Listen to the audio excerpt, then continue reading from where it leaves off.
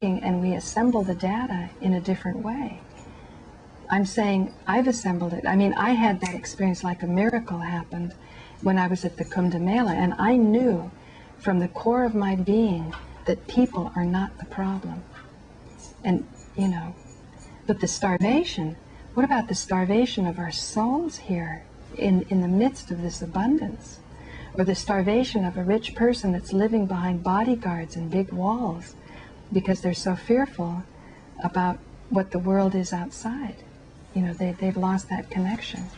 That's my hope with the TV I want to do, is connect with wealthy people and to say, look, you're missing a whole life. There's no reason that you have to, you know, stay cowering behind all your bodyguards and your walls, because there'll be everything. There'll be abundance of everything, including forgiveness.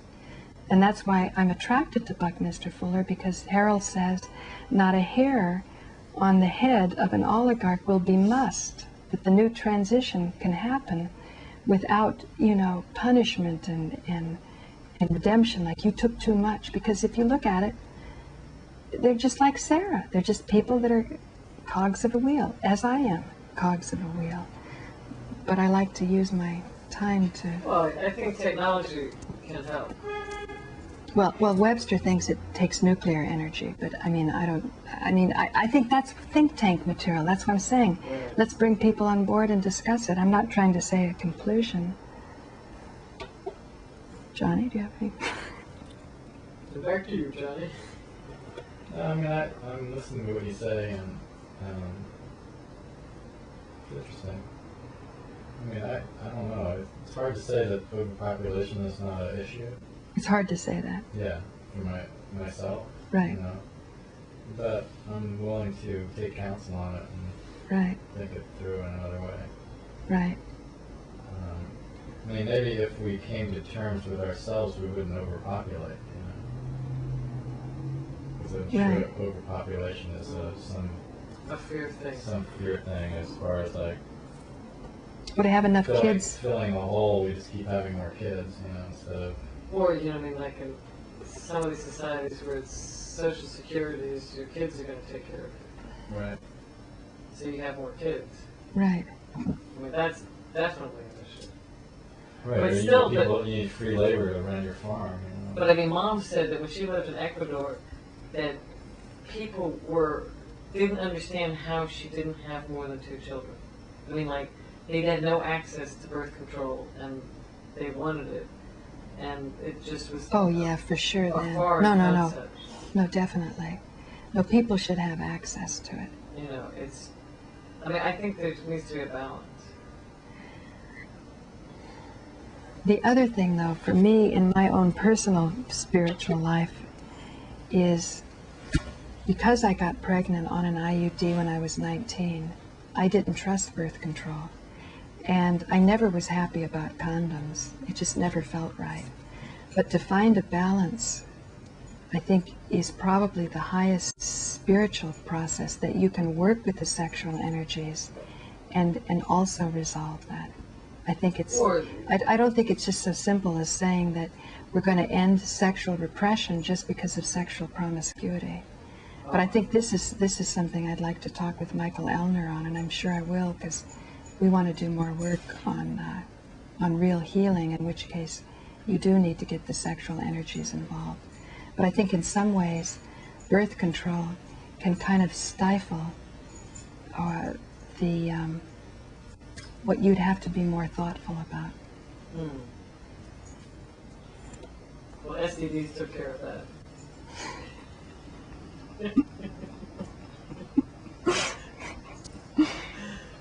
That's another show. That's another show. You have to be thoughtful now. Although, see, condoms make it so you don't have to be so thoughtful. That's the point. Yeah. I don't I don't think that's a good thing. You can still get AIDS even with a condom. You can get what? AIDS, even though AIDS doesn't exist. All right, well. You want to wrap it up? Yeah, starting to fade. Starting to fade, okay. Any thoughts, Joe, that you want to? Well, one of my listeners was... Oh, this is great. Turn the camera on. It's on. He's kind of the queen. Oh, yeah. One of my regular listeners. Hey, wait, Jeff, put that microphone right up to your mouth, because you have got the quietest voice on earth. Oh, much closer. Trust me, I know. Crank it up. Go ahead, kick off. So, one of my listeners was about to launch his book on when the Antarctic falls into the ocean, it'll cause water levels to go up maybe 200 feet, and that would mean that we're going to, as a civilization, have to move way up high, and that will cause shortages of all kinds of things, because we haven't made any preparation for such a drastic change in our ways of life. 200 feet sounds a little high, but have you heard any numbers like that? Yeah. It's not out of the question. I don't think so. I mean, it would explain all those like high altitude, like Tiahuanaco and Bolivia. And, there's a number of places in South America that are built really high. I mean, there's no evidence that sea level is that high, but you always wonder what's going on. He's a geologist. Oh, so it'll be sort of like Venice. Underwater. We'll be traveling around with boats between little. Right. But I guess in New York would be underwater. 200 feet would be 20 stories. Maybe underwater. Yeah, this is all. Well, the buildings aren't built for the bottom part being underwater. Right. But I mean, I don't know if the tallest buildings would be underwater, but New York would be inaccessible. Yeah. So we got to go in the boat business. There you go. Kayaks. Any other thoughts, Joe? Well, I appreciate your cheerful hopefulness, but as far as is there enough land, I remember hanging out with this Chinese guy who was visiting from China for a while, and he said that his feeling about China was that people have been scrounging around looking for a spare piece of land for a long time, and every little nook and cranny has already been used up in China, was his sense of it. So there would have to be some kind of a technological invention to... Well, for example, we were just watching the Mahabharata, right? And they have to divide... What's it called again? What's the name of the kingdom? I can't remember. Anyway... Some godforsaken. They have this thing where there's two crown princes, so they have to divide the kingdom. And Krishna says, well, we'll go to the land of whatever, and with the Nagas and the demons. And I'm thinking, why would they consent to this? This is like a arid land that you can't grow anything. And somehow they managed to say the right mantras and create rain, and with the hard work, and somehow they turned a hell into heaven. So, I mean, and this is possible. I mean, How did they get the bad deal? Because you remember, it was resolved. That was good. Well, because... we saw the rhyme and reason to it. It's a land of action, they said. Yeah, that's what Krishna said. This is a land of action. But the reason how they got the bad deal was because basically the king was weak, and they got the grandsire in to side the problem, and he says, well, you've got to divide the kingdom. And they knew that if they gave the good land to the righteous son, that the bad guy is going to make war on them. So this is the only... Oh, that was it. That was it. Did you see that, Joe? No, I didn't know, but that's interesting. I But can if see. they gave Yeah. the good land, then the bad guy would jump on it right away. So So then the good guy is sent off to the bad land, so to speak, and then they manage to make a heaven out of hell. And then, of course, the bad guy gets jealous because the land has been divided and he should have the whole kingdom. So, I mean, the story ends in war anyway, so but it was interesting to me that they took this land and through technology, as you said, they turned it into, a garden. Right. I mean, is that literal or metaphor? Who knows, but it's sort of the idea is that Come over a Sunday and watch. no, but We have 16 DVDs, each is 5 hours long. But The story never ends. But the point being is, what was the point is that Whether there's enough land or not. right, you know, and for example, like in Tibet, in the Gobi Desert, there were whole civilizations that because of irrigation no longer exist. Hmm. You know, I mean, and Iraq is the same way. I mean, but maybe you could irrigate and not just make the land Turn to salt. Turn to salt. I have heard that the Chinese have been making remarkable progress in techniques to convert desert into fertile land.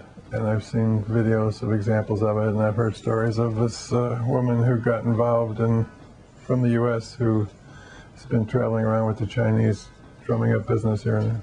But what about Fincorn, John? They basically grew plants in sand. Yep. You interviewed, what was her name? Dorothy McLean. She was one of the founders of Fincorn. Yeah, I think she gets the credit for that. And how did they actually do it? They meditated basically, or they talked to the plants? Yeah, she psychically talked to the plants, and through them they told her how to compost and what compost to use. And so they started to compost and develop the soil. And So it wasn't just sand. well, they started out with fairly inhospitable situation for growing, and turned it using compost. Oh, I see. Combination of compost and sand and whatever was around. Choosing the right vegetation. I mean, there's particular vegetation to make that step to. The compost. But they felt they were talking to nature spirits. They were. And the nature spirits were telling them They had the what was needed to Make the sand. make the sand usable. Oh, I see. I was thinking they were just growing it in sand just by literal intention from the cooperation between the nature spirits. No, but it was along those lines. It wasn't total sand, but they were showing them how to turn something that was basically not someplace you would grow anything. I mean, the only thing that grew there was it was like west coast of Scotland, so it was sort of, Right. what do they call it? Gorse or Yeah. heather. Yeah. Just very, really wind and a lot of salt and air. Not great. But I think one of the messages is that if grown in the right frame of mind, vegetables will grow. And That's astonishing, isn't it? yeah. It's I like would magic. If grown in cooperation with the human beings that are tending them, they will respond Well, And grow more. and do so hydroponically, all you need is space and hardware. You don't need the land. What about love? Intelligence and caring. Your caring is love. Yeah. Yeah. But back to 200 feet. So when do you think it could be as soon? I mean, that could be catastrophic, like in 1 year. If it's already that weak, isn't it? Well, I saw a show where they were looking at the ice cores, in the Arctic, and the ice cores were showing them that climates. We always thought the climates sort of changed fairly uniformly over long periods of time, and in actuality, they change very quickly, and so that the climate can go from fairly temperate to pretty much ice age in 10 years. 10 years? Wow. You don't think that there's a meter involved or something like that? A meter? Meteor. Oh, no. Like in Shock's book where he talks about the angry skies and No, I think it's more about like for instance, in this situation where we're in a global warming type of situation, what they're saying is that because of the increased temperature, it's starting to melt the ice caps, and excess fresh water eventually will redirect the Gulf Stream. And when the Gulf Stream starts to redirect, then climate starts to change very quickly. So you said, wow. And that this process has happened more than once. Like, for instance, it was essentially the end of that ice age period was all the way up until like the 1800s. This temperate, environment that we've been in has only been in the last like 150 years. And not due to Like industrialization. the Hudson used to freeze over, and like the Thames in England would freeze all winter to the point where they would have markets that would exist on the frozen river. So that they're talking about that the Dark Ages was really a factor of plague, but also cold. And that it wasn't a major ice age, it was a mini ice age. But I think Shock was talking about that there were meteors during the Middle Ages, too. But it could have been, And a lot of this was inside of... But I remember the guys that were interpreting the ice core saying that they didn't seem to feel that particularly it was enough to create a change in climate. That they felt that there was other factors involved. Huh. And one of them was the whole idea that the Gulf Stream was becoming Well, have you seen Al Gore's movie? redirected. I'm not. I missed it. No, I haven't seen it either. Good for you. Paul is I'm really against it. Really? Yeah. No, it's a good movie. But that's why I'm banking on Johnny. I know he's got the capacity to figure this out, and I want to get the experts. I want to get the panel. Switch the camera onto your phone. Maybe Joe's going to do it. No, he's not. Onto him. Who? This camera. She wants me. You gotta do your own camera too, Paul, as well as switch it. I just got such nice I shots, got a though. close-up on Johnny. Oh yeah, that's a nice one. This is why I want the fourth camera. No, it's the idea of peak oil. Is that oil is what makes the dollar valuable, and it's very important for oil to be scarce. Otherwise, the dollar has nothing to stand on, and that's what's at the basis of this. But if we can create scarcity or fear or panic about not having enough energy, then you can keep this dollar going. Yeah, now switch to your shot. Oh. Okay. Sure. So, being that I'm not a geologist, I think that, like, even that oil comes from fossil fuels isn't what everybody in the world believes. Yeah, That the Russians and Webster, who definitely seems to be connected with intellectuals and not crazy kooks that are just fabricating some theory, has said that it's an Anglo-American belief, and that there's other equal scientists in other parts of the world that have other theories About what oil is? about where oil comes from. Or what do they say? I'm not sure. It's maybe like, look, where does oil come from in our own body? I like heard to. one theory that it regenerates. That's what I'd be so excited about you looking into. And another thing I heard, Molly, did you ever learn about the weather manipulations that go on? Did you ever get interested in that, or did you, Johnny? Not really. Not. Yeah, I've heard about it. Huh? Harp. Kind of harpy stuff, but I mean, probably Joe would know more about that. It won't regenerate.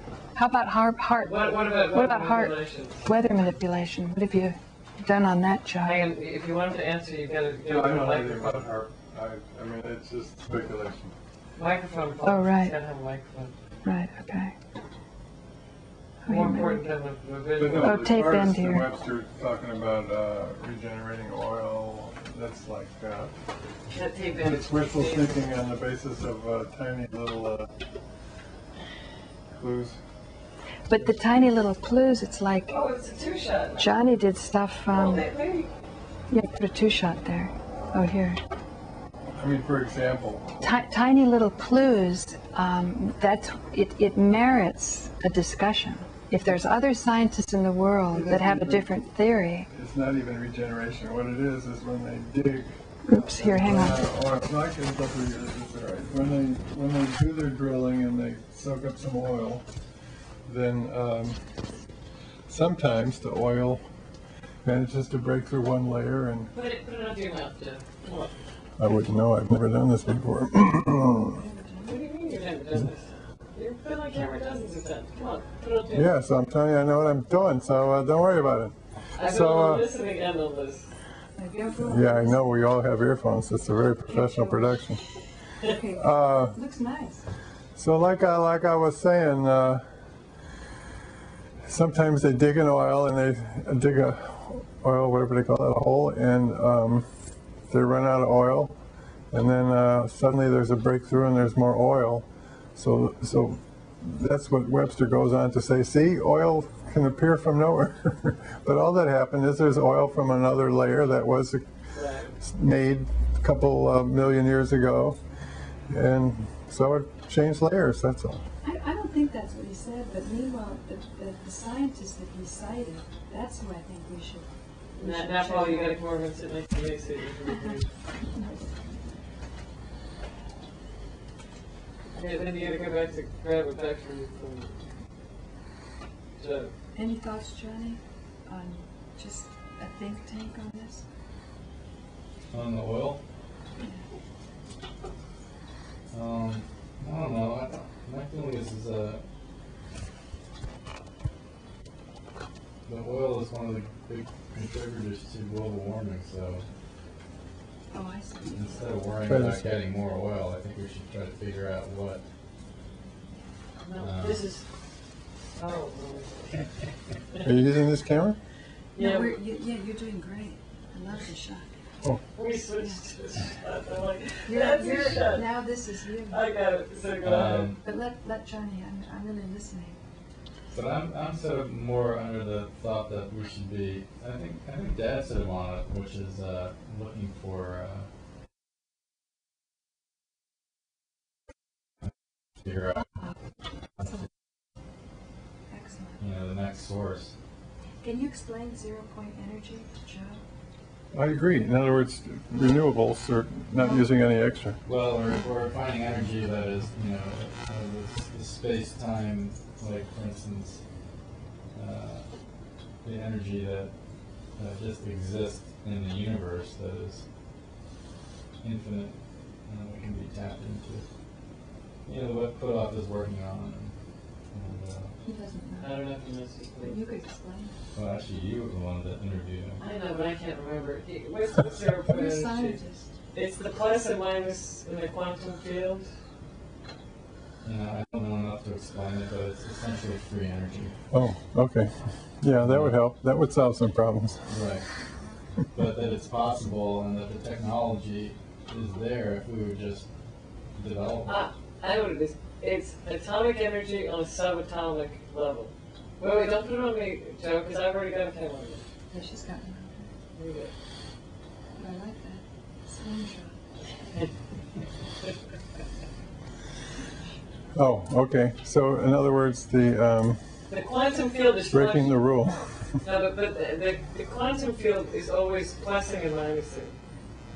It's always fluctuating. Mm-hmm. So that somehow you can capture that. What about your dad with that book? Huh? Thomas Bearden. Yeah, Dad was the one that was so freaked out about UFOs, and now all of a sudden he's got the wildest book out there. I've never seen such a book. Because that was his His information. I see. So it was your information he didn't want to know, and now that it's his, But now he's arrived at. a place that he can accept it. I mean, all roads lead to Rome, right? Yeah. Hi, this is. Once Dad Oh, started. that's right, because the camera's just Once Dad started figuring out that the whole idea of free energy, then it all of a sudden made sense to him that people could come from other planets. other planets, and I'm sure that Putoff probably said something about it, Oh, right? that's a good point. And once Putoff sort of throws the hat into the ring, then Then, Oh. then it's legitimate. it's It's been- legitimate to be talking about. It's been blessed. Which is fine. I mean, Authority is we have all our important. authorities in our envelopes. And Swami, as soon as Paula said that he was okay, I was like, okay, let's go to India. What's that? And when I said we Well, should like, do it? like, I've been wanting to go to India, and you came back and you go, I just met this up-and-coming Swami, and I'm like, let's go! And you're like, but you haven't even seen him. I'm like, whatever's good enough for you is good enough for me, you know? Oh, you know, we should go on decharging what that was. You didn't explain that, why you got excited. I remember you being really excited to share it with Johnny. Here, basically, I'll start you. I'll jumpstart you here. I understood decharging to be different than what I did with Maharishi and TM. TM would get you in this nice blissy state, but it was a little bit disconnecting from the world. And even though the siddhis, the levitation, was supposed to connect you more, it was really Swami who talked about not unstressing, but decharging, so that if you use some spiritual practice, or you're healing, or you're somehow working in the flow. Positivity. Yeah, you're raising the positivity, but I don't want to say raise positivity abstractly. I really want to give a tactile feeling of what this is. You're doing your work, the energy's flowing, it's energy that seems to be beyond your humanity or your human ability. Right. People are being healed, or you're having wonderful meditations, you're bringing in the energy with meditation or some spiritual practice. But then you're hooking the energy and you're doing something with it. But if you're healing someone, maybe you're taking somebody out of that little dark corner of the grid and you're sort of assisting them to see some more light. But perhaps at the end of the day, so anyway, if you're healing somebody, you may take on some of that darkness. Right. And so it's important for you to let go of everything. So you decharge even the high energy. You just wash it out. And you wash it out with the elements. You just go back to fundamentals, earth, air, fire, and water. So that